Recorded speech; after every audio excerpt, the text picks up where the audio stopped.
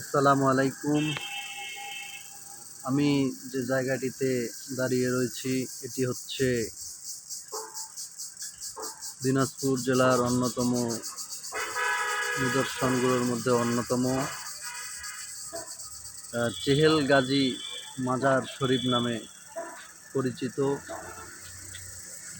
যে জায়গাটি প্রত্নতাত্ত্বিক যুগে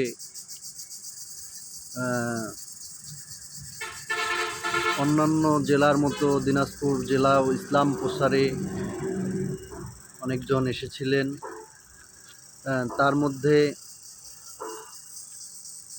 যে একটি দল এসেছিলেন সেই দলে 40 জন মানুষ এই দিনাজপুরে এসেছিলেন ইসলাম প্রচারে বা ইসলাম প্রচারের কাজে। চেহেল গাজী শব্দের অর্থ হচ্ছে, চেহেল শব্দের অর্থ হচ্ছে 40।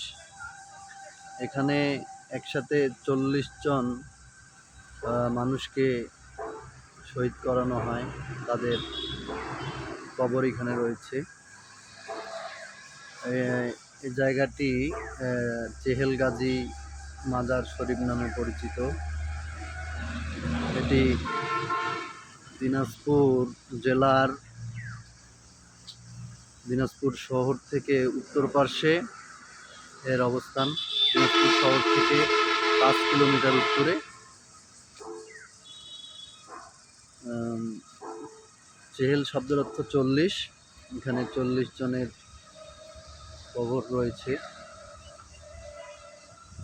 এজন্য এটি চেহেল গাজী মাজার শরীফ নামে পরিচিত।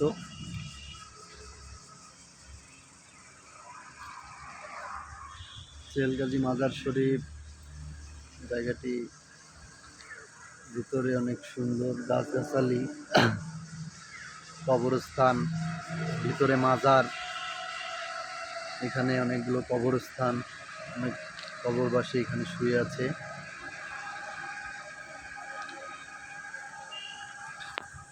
আপনারা যারা দিনাজপুরে আসেন তারা অবশ্যই এই জায়গাটিতে আসবেন। চেহেল গাজী মাজার শরীফ নামে পরিচিত।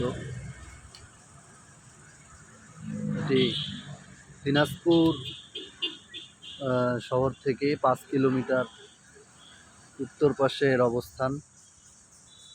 চেহেল গাজী মাজার শরীফ নামে পরিচিত এই জায়গাটি।